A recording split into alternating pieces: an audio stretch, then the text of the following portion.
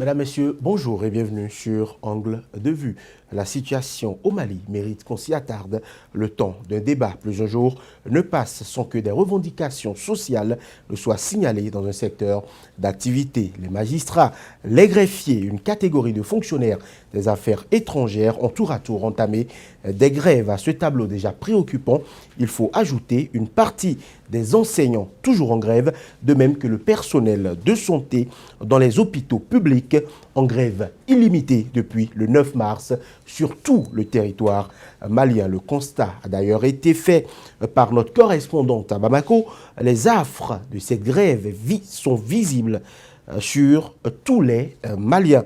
Mais pendant qu'on attend le régime du président Ibrahim Boubacar Keïta sur ses priorités, l'exécutif a plutôt à cœur un projet de révision de la Constitution du 25 février 1992 soumis à l'Assemblée nationale. Mali, grève perlée dans les structures publiques de l'opportunité du projet de révision de la Constitution face aux revendications sociales. Ce sera notre débat du jour, un débat qui se fera avec vous, messieurs Patrick Armand-Pouillon, coach en politique de développement et gestion de crise. Coach Pouillon, bonjour. Bonjour. Face à vous aujourd'hui, maître Alain Ornla, avocat au barreau de Cotonou, Bénin. Maître Ornla, bonjour. Bonjour Johannes. Alors, coach. Bonjour. Alors, messieurs, le Mali fait face à de nombreuses difficultés. À tout ceci, il faut désormais ajouter une grève de revendications très largement suivies dans le secteur de la santé. Qu'est-ce qui peut expliquer ces grèves, selon vous, coach Pouillon?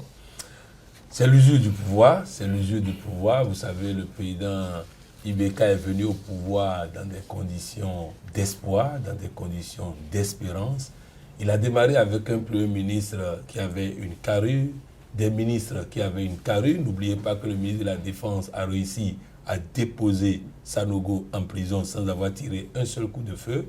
Mais après, tout de suite, son parti n'a pas voulu ces gens-là parce qu'ils n'arrivaient pas à contrôler l'action du pouvoir. Résultat, ils ont bouffé le Premier ministre qui a dû claquer la porte et démissionner et est parti.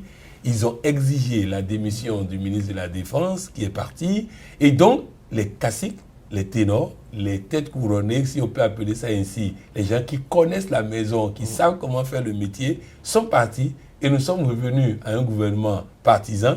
On a même eu un Premier ministre très jeune, inexpérimenté, qui est devenu Premier ministre, un monsieur qui n'a jamais été ministre avant Ibeka, qui devient subitement ministre et Premier ministre. Et donc, aujourd'hui, il est en train de payer le prix de cette façon de gouverner qui fait qu'un parti d'opposition qui est trop longtemps resté en opposition et qui vient au pouvoir a envie de s'accaparer tout et ne voit pas la réussite nécessairement du mandat. Alors, Maître Alain Ornla, aujourd'hui, on voit que ce soit les magistrats, que ce soit les enseignants, aujourd'hui, c'est le secteur de la santé, on paralyse un pan très important de la vie même d'un pays, puisque on sait que la grande masse n'a pas accès à des soins de grande qualité. Ce n'est que les hôpitaux publics souvent qui soignent le peuple. Aujourd'hui, c'est paralysé. Qu'est-ce qui se passe au Mali? Il se passe tout simplement que le Mali est en crise.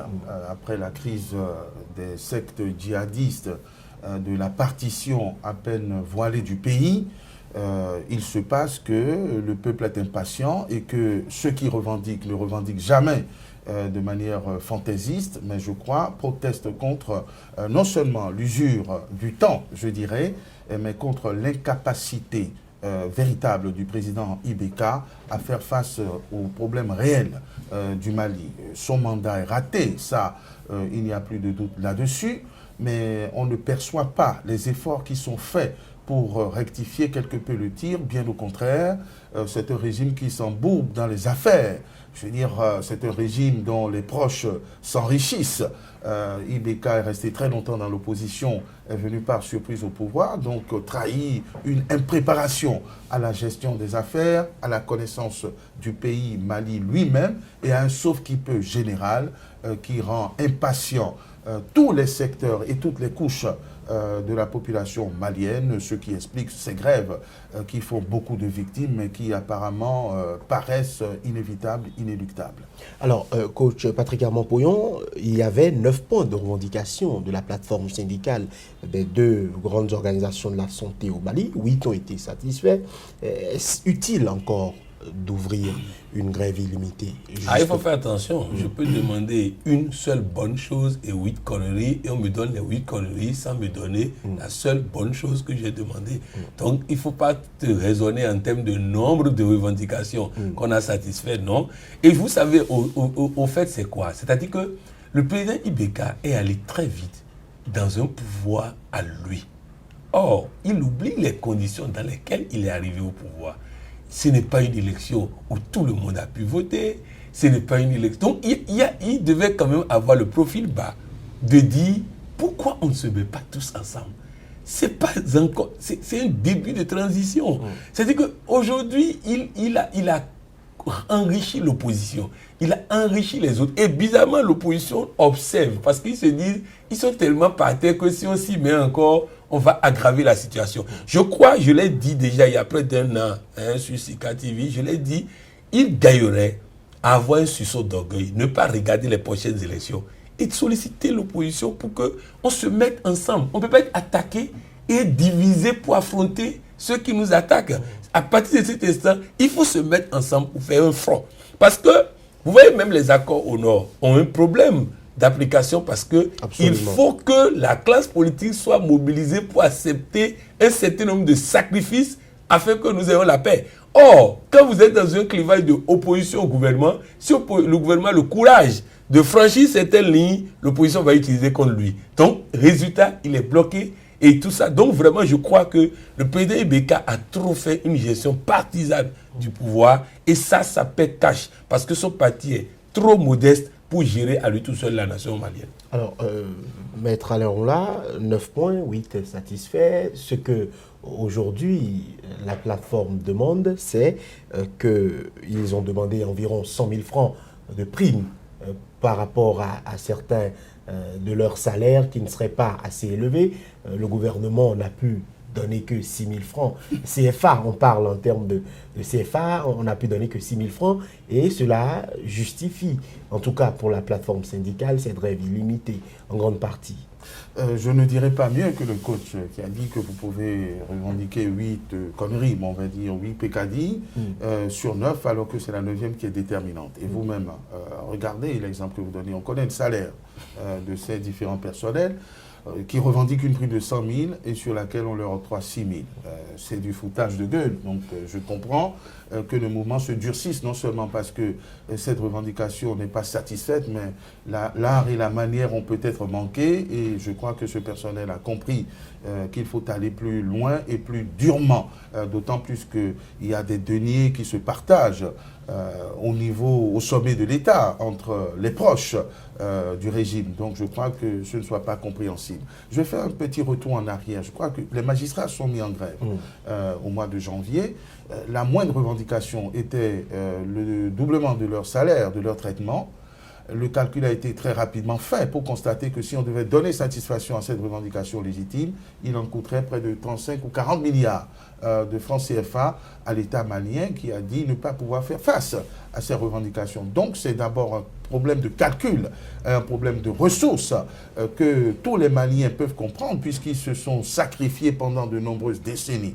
Mais la chose devient moins compréhensible lorsqu'on sait que l'État gaspille les deniers, les ressources publiques ou les destine à d'autres dépenses qui ne sont pas urgentes, notamment celles que vont nécessiter les réformes engagées en l'air, une campagne, etc. etc. Donc moi je crois que le peuple malien, comme la plupart des peuples d'ailleurs, est très conscient et consciencieux, soucieux du bien-être des compatriotes, mais que c'est la seule arme qui leur reste pour contraindre ce régime en difficulté, en déshérence même je dirais, à répondre au minimum des revendications légitimes de ces personnels. Alors, coach Patrick Avampoyon, on sait que quand il y a des soucis de santé, les dirigeants, pour la plupart, se font soigner au Maroc, en Tunisie, en Afrique du Sud, en Belgique, en France, ailleurs. Mais c'est le peuple, en fait, qui souffre de cela. Est-ce que, normalement, les syndicats ne devraient pas penser réellement à cela? Parce que aucun dirigeant malien ne va se faire soigner dans un hôpital public, puisque en plus des revendications que cette plateforme syndicale-là sont en train de demander, en plus de ce qu'ils demandent, ils disent par exemple qu'il n'y a pas d'oxygène. Sur 3 grands hôpitaux du pays, à peine un seul ou 2 sont pourvus en oxygène, alors qu'on a des cas de santé graves à gérer. Oui, il faut dire qu'en réalité, cette façon de présenter les choses, c'est le gouvernement qui utilise ça souvent. Mais il faut que les gens comprennent une chose. Chaque salaire augmenté, c'est une famille. Et c'est avec ça qu'ils vont payer leurs soins. Donc, les revendications là sont aussi pour le peuple. Parce que tous ceux qui vont obtenir une augmentation de situation, non seulement ça va profiter à leur famille, ça va profiter à l'économie. Parce que l'argent retourne dans l'économie et l'économie va tourner. Ça, c'est une deuxième chose. Je voudrais vous attirer votre attention sur le fait que le Mali n'est pas habitué aux grèves. Ils ont fait des décennies sans grève. Ça veut dire qu'il y a une crise sérieuse. C'est un pays qui a le cousinage, qui permet qu'on puisse se parler, qu'on puisse trouver des terrains d'entente, les imams interviennent. Alors, si on en arrive à ce niveau d'enchaînement de grève, ça veut dire qu'il y a une rupture dans les rouleaux habituels du dialogue qu'il y a dans le pays. J'irai plus loin. Est-ce que vous savez combien gagne un policier moyen à Bamako? 40 000. 40 000 francs. Il va faire quoi avec? Résultat, il va persécuter la population. Les cadres qui ont fait le coup d'État avec Sanogo, la plupart des gens qui sont sortis du néant, là, ils étaient à 25 000 francs le mois.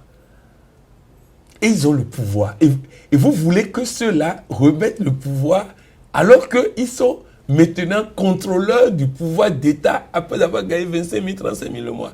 Je crois que le Mali, pendant longtemps, s'est amusé avec ses ressources, s'est amusé avec ses richesses. Et aujourd'hui, ils sont en train de payer le prix. Donc, moi, je pense que le président Ibeka, ces problèmes le dépassent. Il faut un grand rassemblement de toute la classe politique parce que celui qui va faire opposition aussi et insulter Ibeka, quand il va gagner le pouvoir très prochainement, il sera confronté aux mêmes réalités. Il faut donc un gentleman agreement pour s'asseoir et dire mettons-nous ensemble pour affronter les vrais défis du Mali. On oublie souvent qu'il y a quelques années à peine, le Mali a failli disparaître. Et ça, on a oublié ça très vite. On est retombé dans les calculs politiciens et tout ça. Et on n'est pas à l'abri de ça. On ne sait pas qui gagne les élections en France prochainement. On ne sait pas s'il va garder 3000 hommes dans le Sahel. Donc il y a tout ça là qui fait que le Mali a besoin de s'élever, d'élever le débat pour que nous puissions trouver des solutions. Ce n'est pas des solutions qui peuvent être trouvées par le parti du président. Non, il faut qu'à l'Assemblée nationale, il y ait un débat républicain et qu'on prenne des décisions courageuses pour sortir le Mali de la houle. Alors, Maître Alain Ronla, aujourd'hui, l'autre revendication des grévistes, c'est le manque indécent de matériel adéquat dans les hôpitaux. Et ça semble être un problème général en Afrique, au sud du Sahara notamment. Ben, écoutez, vous l'avez souligné, le problème du Mali n'est pas particulier, voilà. Ou alors c'est un particularisme que nous partageons tous. Il n'y a pas d'hôpitaux. Parce qu'un hôpital, pour moi, ce n'est pas une inscription sur une enseigne et des locaux. C'est des plateaux, c'est du matériel. Le matériel, même qui se retrouve dans nos hôpitaux, n'est même pas considéré comme obsolète ou désuet. Ça n'existe pas. Le personnel n'est pas toujours en prise avec les nouvelles technologies de soins, etc. Donc, on a des embryons d'hôpitaux et donc de matériel. L'argent pour acquérir ce matériel existe pourtant.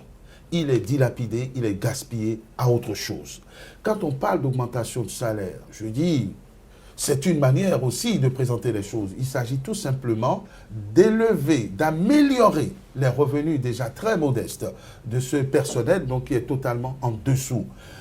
Les revendications pourraient paraître farfelues si c'était pour donner dans le luxe ou si c'était dans un contexte où il n'y a pas les ressources. Les ressources sont là et on les mobilise fortement à des fins futiles, à des fins inutiles, à des fins qui n'arrangent que les dirigeants. D'où la légitimité de ces revendications, d'où la nécessité d'aller même au-delà de l'amélioration des revenus et des conditions de vie des différents personnels, c'est l'exigence d'équipements minimum dans nos hôpitaux, dans nos écoles, dans nos cours et tribunaux. Ces ressources existent, il vaut mieux les consacrer à ces objectifs nobles plutôt que de les injecter massivement dans la politique, dans les campagnes, dans la signature d'accords de paix par-ci, par-là, dans la distribution des prébendes, et éviter ces différentes crises. Je crois que les mots n'ont pas besoin de beaucoup d'autres mots pour les qualifier.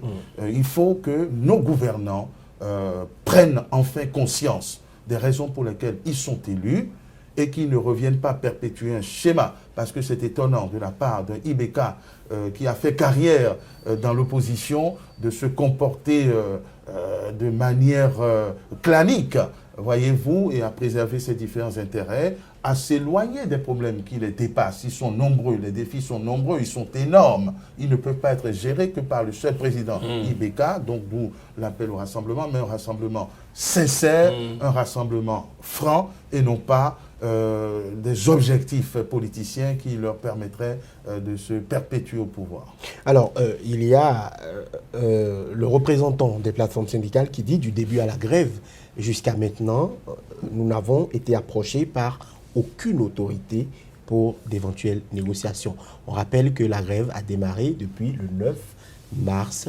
2017. Oui, au fait, c'est qu'on les méprise. Vous imaginez un bourgeois malien, ministre, aller s'asseoir avec des gens qui gagnent 30 000, 40 000 pour discuter. C'est de ça qu'il s'agit. C'est-à-dire qu'en réalité, c'est comme si la population se réveille d'un long sommeil. Il se dit, mais on se moque de nous. Je vous dis, on les a méprisés. Même quand on dit les magistrats ont grévé, moi je suis heureux que les magistrats grèvent, je vais vous dire pourquoi.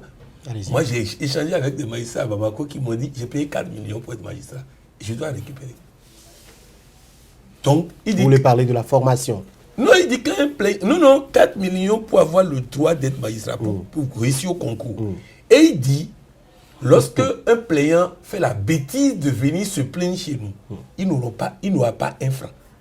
Nous, on va manger chez l'accusé. Et il va se retrouver. Vous savez comment ça se fait à Bamako? Je ne sais pas si ça a changé aujourd'hui, mais on a fait tout un dossier dessus dans le temps. Mais vous savez comment ça se fait?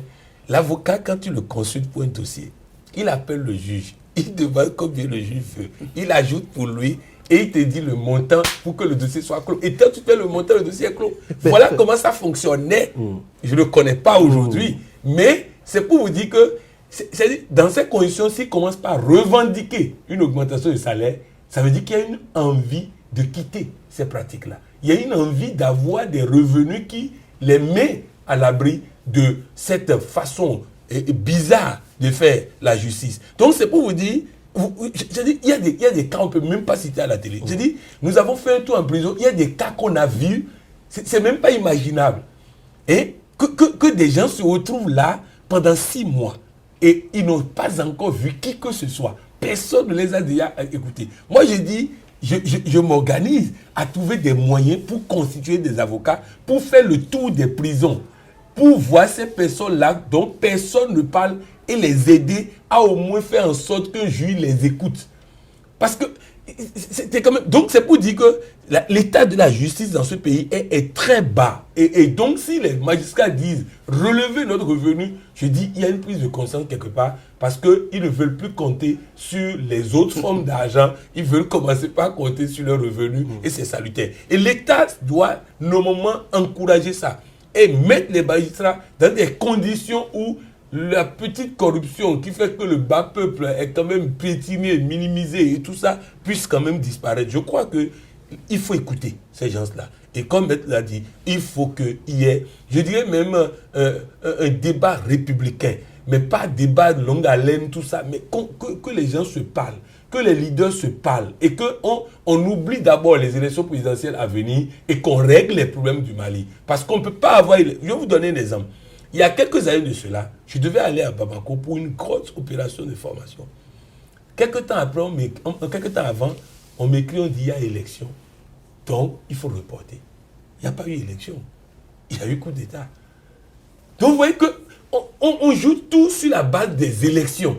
on met tout en veilleuse pour les élections. Or, il faut que l'État soit debout pour qu'il y ait élection. Donc, il faut que... Et puis, ça m'étonnerait que le parti de IBK gagne les prochaines élections. Alors, qu'on gère le pays au moins, qu'on ait au moins une sortie honorable, hein, que de chercher, coûte que coûte, à avoir les prochaines élections et laisser le pays dans des situations chaotiques. Je pense que le président IBK, et je l'ai dit depuis près de 2 ans, qu'il élève le débat, qu'il quitte cette affaire de mon parti, et qu'il se dise le Mali. Alors, Maître Alain Orla, le Mali, c'est aussi l'Assemblée nationale qui serait privée d'électricité, je pèse bien mes mots, pour un cumul de factures qui s'élèverait à quelques 200 millions de francs CFA. C'est le journal en ligne sahélien.com qui a publié l'information en début de semaine. C'est anecdotique. Bon, je veux dire, ces petits règlements de compte entre amis, puisque les deux sont des institutions de l'État, je crois. Hein, ce n'est pas une compagnie privée. Bon, c'est vous dire dans quel état de désinvolture on se trouve dans la gestion des affaires au Mali. Si la représentation nationale n'a pas à cœur, certainement pour abuser de ce privilège de payer les factures d'électricité, ça vous en dit long sur l'état d'esprit des autorités. Ce ne sont pas les fonds qui manquent. C'est tout simplement une certaine orthodoxie dans la gestion. On se dit, on est à l'Assemblée, on n'a pas besoin de payer. Mais enfin, si cette coupure peut secouer un peu le cocotier et que les responsabilités soient prises, pourquoi pas, tant mieux. Je crois que c'est dans ce même état d'esprit que l'État central ne pense pas à payer les travailleurs dans les secteurs les plus vitaux. Alors, je m'en voudrais de ne pas nuancer un peu le réquisitoire du coach par rapport aux membres de ma famille judiciaire africaine. Voilà. Non, je crois que c'est un mauvais procès qui est fait aux juges. Hein. La corruption, ça existe un peu partout en Afrique et dans le monde.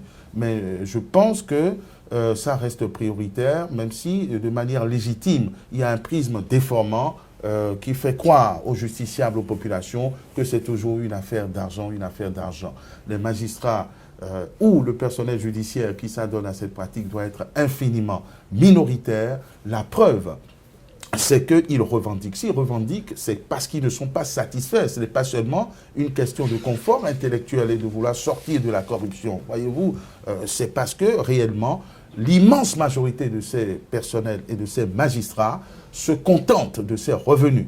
Et je crois qu'au Mali, le salaire de base d'un magistrat débutant, c'est 350 000 francs.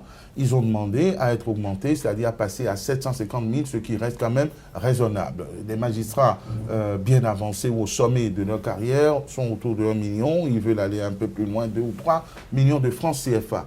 Je crois que si c'était un personnel qui ne vivait que de la corruption, ces revendications n'existeraient même pas. Donc c'est vous dire qu'il y a un réel problème. Il y a une désinvolture des autorités publiques, hein, du gouvernement vis-à-vis de tous les personnels et que le peuple malien se réveille d'un long et d'un très long sommeil que l'informel a permis et a favorisé. Je crois que ces revendications sont fondées et existent dans tous nos pays d'Afrique, tout au moins au sud du Sahara, et qu'il faut prendre le débat plus sérieusement, c'est-à-dire secouer les autorités, les mettre face à leurs responsabilités, ce que nous faisons ici. On n'est pas nombreux à le faire. Il faut poser les vrais problèmes. L'argent public est destiné à la satisfaction des besoins de tous. Il n'est pas là pour que les gouvernants alternent au sommet de l'État tout simplement pour régler leurs comptes personnels ou s'enrichir. C'est incompréhensible et IBK, dans une logique d'orthodoxie, n'est pas pardonnable. Pour avoir été longtemps dans l'opposition et arriver et faire ce que les autres faisaient aussi, c'est-à-dire je me gave, je me restaure, je ne pense qu'à moi. Je ne pense plus au peuple malien et le même reproche doit être fait à tous les dirigeants africains, à tous les politiciens pour que, enfin, on s'occupe de nous et qu'on prenne en compte nos revendications légitimes. Alors, coach Poyon, revenons à l'Assemblée nationale, une institution qui a un budget d'environ 15 milliards de francs CFA, qui se retrouve à ne pas payer des factures d'autour de 200 millions étalées sur plusieurs années. Quel signal ça donne? Non, c'est que ça ne va pas. Et c'est aussi quelqu'un du parti de IBK, aussi âgé que lui, qui gère aussi l'Assemblée nationale. Vous savez, en réalité, il faut donner à César ce qui est à César. Lorsque IBK était dans l'opposition, j'ai conseillé le président ATT de le faire ministre de l'Éducation, à cause de sa rigueur, de son courage, pour qu'il mette de l'ordre dans le secteur éducatif. Le président ATT n'a pas écouté dans le temps, parce qu'il disait qu'il est opposant. Mais vous avez vu, la première chose qu'il a réussi quand il est arrivé au pouvoir, c'est de mettre de l'ordre dans le système éducatif. Je vais vous donner un exemple. À Bamako, dans le temps, les universités étaient gérées par le bureau des étudiants. Ce n'est pas officieusement, officiellement, selon les tests, c'est le bureau des étudiants qui gère les universités. Il est venu, il a mis fin à ça. Personne ne pouvait avoir le courage de mettre fin à ça dans le temps. La clinique climatisée des étudiants qu'on a créée était le domicile des responsables des étudiants. Donc bref, il a mis de l'ordre dans ça. De la même manière, il est arrivé au pouvoir aujourd'hui. Il faut donner à César ce qui est à César. Dans une république, il n'y a pas 10 personnes capables de gérer tel secteur. Il n'y a pas 10 personnes capables de gérer tel secteur. Il faut détecter l'appel rare, qui s'appelle opposant, qui s'appelle mouvancier. Il faut détecter l'appel rare pour réussir son mandat. Et ça, nos dirigeants doivent comprendre ça. IBK travaille avec des gens qui ont leurs compétences dans divers domaines. Je ne remets pas en cause la compétence de quelqu'un, mais il faut donner à César ce qui est à César et à Dieu ce qui est à Dieu. Donc, pour revenir à l'Assemblée nationale, je crois, vous voyez, l'Assemblée nationale du Mali est située au cœur du marché. Une aberration. Devant l'Assemblée nationale, il y a des étendards de gens pour vendre. C'est au cœur du marché. C'est en face du centre artisanal. Sur la clôture de l'Assemblée nationale, c'est un marché. Dans ces conditions, vous voyez le niveau de dégradation de la valeur des institutions. Et 200 millions. À supposer même qu'on coupe le matin. On peut payer 200 millions en même temps et puis on règle. Donc je crois que tous ces signaux sont envoyés comme pour dire trop, c'est trop. On en a marre. Donc je crois que c'est ce qui arrive. Et maintenant, aux grands mots, les grands remèdes. Il faut que le président IBK sorte les grands remèdes. La transition avec le Parlement était toute trouvée. Les députés maliens, Maître Alain Orla, sont en train de plancher sur un projet de révision constitutionnelle. Votre avis sur le timing de ce dépôt? Il n'y a jamais de bon moment pour réviser. Et on commence à s'habituer, n'est-ce pas, à ces révisions clandestines, à contre-temps et inopportunes de nos constitutions. Le peuple malien a faim et il manifeste son exaspération. Le gouvernement a choisi sa priorité, c'est apprêter les instruments pour s'éterniser au pouvoir, tout au moins pour renforcer les pouvoirs de l'exécutif. Vous conviendrez avec moi que ce n'est pas le bon timing si l'on voudrait agir honnêtement et sérieusement, mais la récurrence fait que pourquoi pas maintenant? Pourquoi pas maintenant et pourquoi pas ça? C'est ce qui est prioritaire pour le gouvernement malien dirigé par le président IBK. Alors, Coach Poyon, on parle de création d'une nouvelle chambre, le Sénat, la Cour des comptes. On a l'impression que nous sommes en train de vouloir évoluer vers un Parlement bicaméral. Oui, mais il faut dire que souvent la presse communique sur, s'ils veulent, à charge ou à décharge, pour utiliser le langage juridique. Sinon, en réalité, le vrai objectif de la révision, c'est de pouvoir intégrer les accords d'Alger. Les accords d'Alger prévoient des choses qui ne sont pas possibles par la constitution actuelle du Mali. Donc, il faut faire bouger les choses. Seulement, si on discute avec tout le monde et que tout le monde est partant, on peut économiser les sous d'un référendum en faisant voter à l'Assemblée nationale à l'unanimité des députés. Vous voyez, c'est toujours l'approche qui pose problème. C'est-à-dire que... Et puis, il veut faire ça pourquoi? Parce qu'il estime qu'ils sont à la fin de leur régime, ils ont plus d'argent, donc ils vont gagner un référendum. Donc, on va profiter de ces accords d'Alger pour glisser d'autres choses dans la Constitution, pour nommer encore des habitants. Donc, je pense que tout revient au même débat. Oui, pour une révision qui permet d'avoir la paix et autres, mais on peut éviter un référendum en allant à un dialogue sincère avec tous les protagonistes pour que nous étudions est-ce que, oui ou non, nous validons les accords d'Alger, oui ou non. Est-ce qu'on veut les respecter? Si oui, on fait les modifications nécessaires au niveau de la Constitution pour pouvoir s'y adapter, parce que les accords d'Alger prévoient une fédéralisation du pays qui n'est pas dans la Constitution.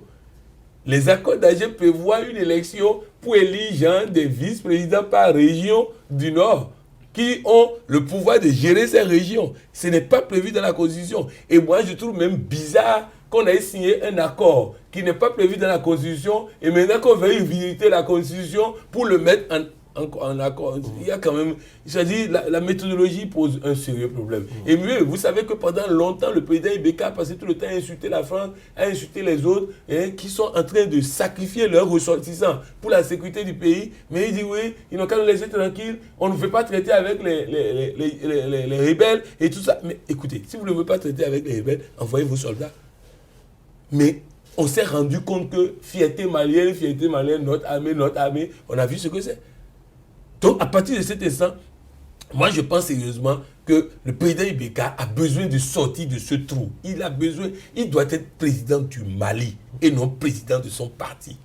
Vous continuez de le répéter. Maître Alain Onla, rapidement, le projet prend en compte des clauses de l'accord de paix, de réconciliation au Mali issu du processus d'Alger. Le coach Pouillon en parlait tout à l'heure. Est-ce que c'est une priorité d'intégrer ces accords? Non seulement ce n'est pas une priorité, mais ce n'est pas une nécessité.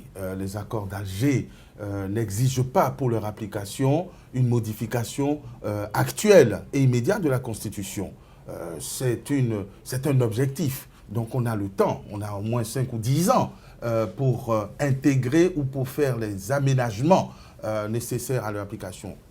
Deuxièmement, la Constitution ne rejette pas les accords. Si on regarde le bloc de constitutionnalité, les accords ont vocation, ont primauté, n'est-ce pas, sur les règles internes qui y seraient contraires. Il suffit tout simplement que ces accords soient ratifiés pour qu'ils soient intégrés dans la Constitution.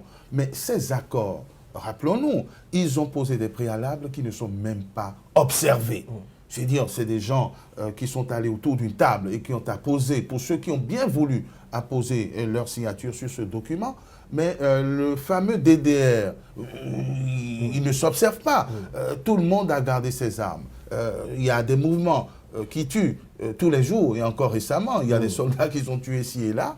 Donc, personne n'a envie que ces accords soient appliqués. Même l'installation des autorités intérimaires pose problème. Personne n'a envie que ces accords s'appliquent et personne ne déposera les armes si c'est la seule manière pour eux de venir à une table et de participer au gâteau et à la partition du pays. Donc, il n'y a que de très mauvaises raisons qui résulteraient de l'intégration des accords d'Alger pour vouloir modifier une constitution dont on s'aperçoit à la lecture du projet que c'est le renforcement de l'exécutif et d'ailleurs le déshabillage des autres institutions. Je ne vois pas pourquoi on aurait besoin d'un Sénat au Mali pour appliquer les accords d'Alger. Donc moi je crois que c'est des manœuvres d'abord de diversion, que c'est l'expression d'une désinvolture ou d'une désaffection du régime pour les vrais problèmes du Mali, à savoir nourrir les Maliens, satisfaire et améliorer leurs conditions de vie,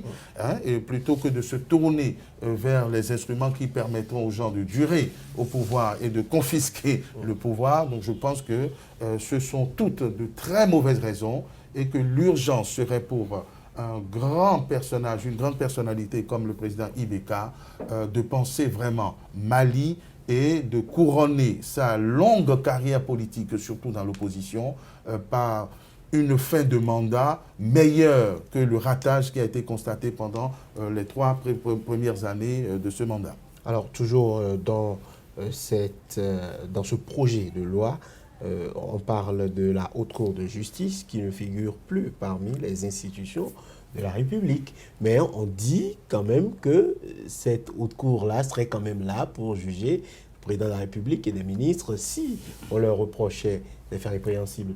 Je ne sais pas si c'est le maître Onla qui devrait répondre d'abord. Est-ce qu'une institution qui ne figure plus parmi les institutions de la République peut toujours avoir ce pouvoir-là de juger le chef de l'État et des ministres? Écoutez, c'est une question, on va dire, de couleur. Qu'il l'appelle institution ou pas, l'essentiel c'est que ça existe, voyez-vous. Mais là, on exprime un peu plus la réelle vision des gouvernants. On en fait un décor. Voilà, on plante le décor, on dit, bon, la haute cour n'a qu'à être là, elle ne jugera jamais personne, puisque nous ne permettrons jamais qu'elle puisse juger qui que ce soit. Que ce soit une institution ou pas, ça c'est une question de protocole. Ils en font ce qu'ils veulent. Coach Pouillon, votre avis? Oui, moi je pense que d'abord, elle est restée là tout le temps, il n'a pas jugé quelqu'un. Donc, qu'elle s'appelle Coucou ou qu'elle s'appelle pas Coucou, bon, l'essentiel que... En fait, moi j'ai dit, il faut quand même un caractère dissuasif. Même si on ne juge pas. Vous voyez ce qui s'est passé en France dans les élections présidentielles. Là. Les gens vont réfléchir pas 2 fois avant de faire des choses maintenant. C'est-à-dire, même si on ne juge pas les intéressés, le fait qu'ils aient été vilipendés autant publiquement, je vous assure que désormais, pour que quelqu'un prenne un membre de sa famille comme assistant parlementaire, pour que quelqu'un prenne un fictif comme assistant parlementaire, je sais que beaucoup sont en train d'arranger en même temps les choses actuellement. Donc, c'est-à-dire que c'est ce caractère dissuasif qui m'intéresse. Ce n'est pas la répression pour répression, je ne suis pas trop ça, je suis pour la dissuasion. Faire en sorte que les gens n'aient pas envie de commettre l'infraction, n'aient pas envie de faire les choses. Vous voyez, quand on mettait un policier au carrefour, les gens respectent le feu, le policier disparaît, il ne respecte plus le feu parce qu'on n'a pas réussi à le dissuader. Alors, Maître Alain Rolla, on parle d'un Parlement composé de 2 chambres, l'Assemblée nationale et le Sénat, un peu comme République démocratique du Congo. Est-ce que c'est utile en l'état? Il y a le débat a toujours fait rage. Bon, écoutez, moi je suis d'une école où on nous a enseigné le bicaméralisme. Pourquoi? Même dans ces régimes, je parlais des régimes français, il y a une assemblée qui fait ce qu'elle peut et un Sénat où on envoie les vieux se reposer. Bon, je crois que ce n'est plus une institution moderne. Je ne sais pas quelle configuration on voudra donner, mais je pense que je n'ai pas l'autorisation nécessaire pour me prononcer sur la pertinence du bicaméralisme par rapport au monocaméralisme. Nous avons fonctionné sans le Sénat jusqu'à présent. Ça n'a pas fait défaut. Notre Parlement composé d'une seule chambre n'a pas fait de preuves éclatantes. Donc rajouter une deuxième institution, pour moi, paraît superfétatoire. Mais tout dépendra de la composition qu'on lui donnera et de comment on enverra les gens et du rôle qu'il aura à jouer. Mais tout ceci reste inopportun puisque le timing n'est pas bon. La priorité du Mali n'est pas à cette révision parce qu'on nous dit que c'est pour éviter la crise de 91, me semble-t-il. Enfin, une certaine crise. C'est pour ça qu'on se prépare à la veille des élections à lisser les choses. Non. L'urgence et la priorité depuis la prise de fonction du président Ibeka, c'était de tout mettre en œuvre pour que les Maliens mangent à leur faim, travaillent dans de bonnes conditions et ça reste malheureusement une urgence. Alors, il y a des voix qui s'élèvent clairement au Mali pour critiquer ce projet de loi-là, notamment un avocat, Maître Abdoulaye Garba-Tapo, qui dit ne trouver aucun besoin pour justifier de vouloir forcer. Il parle même de forcer une révision à quelques encablures d'un mandat raté. Ce sont ses propos. Oui, au fait, moi, je vous ai dit, je sais que les Maliens nous suivent, je vous ai dit à l'attention du président et de ceux qui l'entourent, d'élever le débat. D'élever le débat. C'est-à-dire que d'élever le débat, de ne pas voir le Maître Tapo, tout ça, qui parle comme des opposants. C'est-à-dire qu'on n'a qu'à élever le débat. On n'a qu'à sortir de cet embrigadement partisan. Je crois que, vous voyez, aujourd'hui, l'opposition ne parle même plus. C'est comme si, on va dire quoi? Tout le monde voit. Donc non, il faut aller vers les gens, discuter. Ibeka est grand, mais il a eu la malchance d'arriver au pouvoir pendant que son parti a été décimé de tous les cadres dignes de nom, parce que trop d'opposition, les gens sont tous partis, et subitement, par hasard, ils sont arrivés au pouvoir, et ils n'ont pas compris qu'ils n'ont plus les ressources humaines nécessaires pour gouverner l'État. Donc il faut, vous voyez, c'est son fils qui dirige la commission de défense à l'Assemblée nationale, c'est ceci qui fait ceci, c'est ceci qui fait... Non, je crois qu'on s'élève au-dessus de ça et qu'on fasse en sorte que le Mali soit plus grand que les partis politiques. Alors, le problème qui se pose aussi, c'est que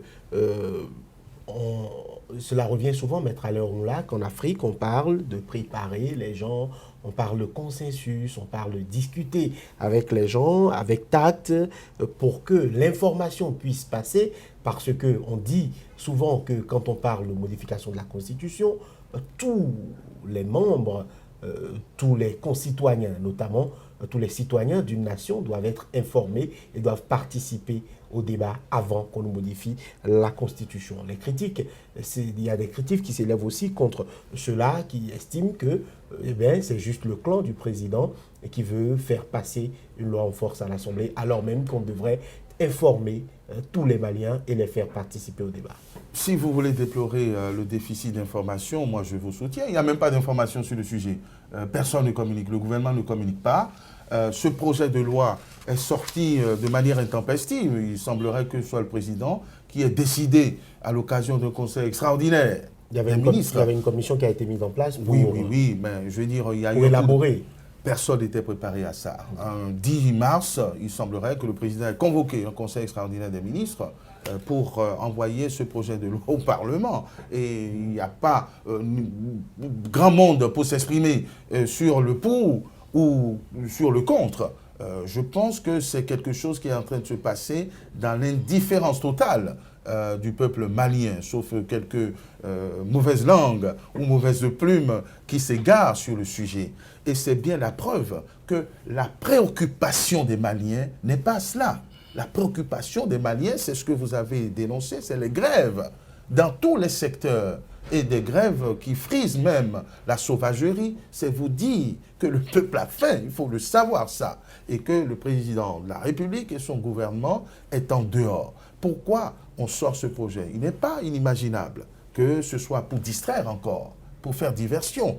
Parce que nous en parlons de ce projet de révision. Et si quelqu'un voudrait parler au Mali, il va s'attaquer à ce projet. Il est bon, il n'est pas bon. Pendant ce temps, on ne parle plus de on a faim. Mais la faim ténaille tellement que je pense que c'est une manœuvre de diversion qui va s'avérer vaine. Voyez-vous? Donc c'est pour ça que je ne voudrais pas prendre au sérieux cette modification certainement dangereuse. C'est un glissement très dangereux pour le peuple malien qui va encore se réveiller là-dessus. Mais le plus urgent, c'est ce qui se passe dans les rues. Et je crains que le gouvernement ne puisse pas aller au terme de sa démarche, parce que tel que ça gronde et tel que l'opposition reste calme et silencieuse, j'ignore ce qui se trame dans ce pays déjà en partition, et il y a des armes qui circulent partout, il y a des morts tous les jours, souvenez-vous-en. Alors rapidement, la résistance dans l'installation des autorités intérimaires dans le Nord. Il y a la MINUSMA qui est sur le terrain avec un mandat très clair, mandat renforcé dernièrement. Que faire aujourd'hui pour démilitariser en quelque sorte ces milices et ces factions qui prennent, qui s'installent, hein, puisque quand on parle d'installation d'autorités intérimaires, eh ben, les gens ils lèvent les armes, ils viennent se positionner au point stratégique des villes. On en a parlé à Tombouctou notamment. Que faire actuellement, rapidement, coach? Il y a deux possibilités. La première possibilité, c'est qu'on fasse une élection présidentielle.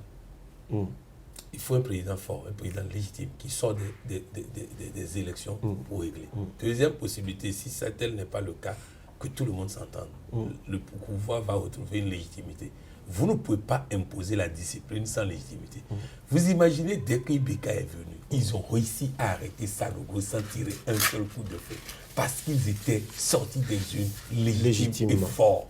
Le gouvernement n'est plus légitime. Personne ne respecte un gouvernement qui n'est pas légitime.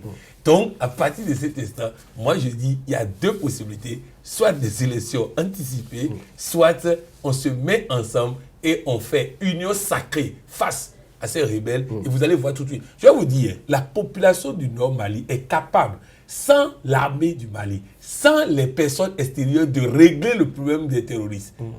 La population même est capable. Moi, j'ai un de mes étudiants, même anciens étudiants, aujourd'hui consultants, il n'a jamais quitté le Nord pendant toute la période où les gens étaient là et tout ça. Il a continué par travailler là-bas tranquillement. Il dit c'est leur problème entre eux et le gouvernement, ça ne nous concerne pas. Dans tout pays, la population du Nord est capable de régler ces problèmes. Mais il ne peut pas affronter en griffe l'ennemi quand le pouvoir central aussi est un ennemi à leur santé, à leur bien-être, à leur restauration. Donc il faut que nous ayons soit une élection anticipée, soit que nous puissions avoir une coalition de l'État ou opposition, gouvernement, tout le monde se met ensemble pour dire trop c'est trop, il faut que ça s'arrête et c'est comme ça qu'on peut... Coach Pouillon, merci. Vous êtes coach en politique de développement et gestion de crise. Face à vous, Maître Alain Ronla, avocat au bar de Cotonou au Bénin.